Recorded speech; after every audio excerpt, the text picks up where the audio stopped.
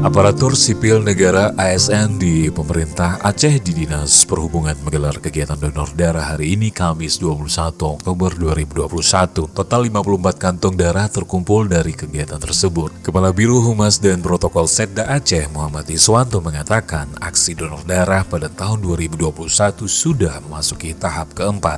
Artinya, masing-masing SKPA sudah mendapat 4 kali giliran donor darah. Ia mengatakan sepanjang tahun 2021 ini total darah yang terkumpul dari kegiatan donor darah pemerintah Aceh adalah 5.222 kantong. Kegiatan ini masih berlanjut sampai akhir tahun nanti, kata Iswanto. Iswanto juga mengapresiasi antusias ASN dalam melaksanakan aksi kemanusiaan. Ia berharap kegiatan yang digagas Gubernur Aceh itu dapat didukung semua pihak karena membawa manfaat yang begitu baik. Ia mengajak semua pihak dan juga seluruh elemen masyarakat untuk ikut serta mendonorkan darah, dan darah yang kita sumbangkan sangat dibutuhkan oleh mereka di rumah sakit, kata Iswanto.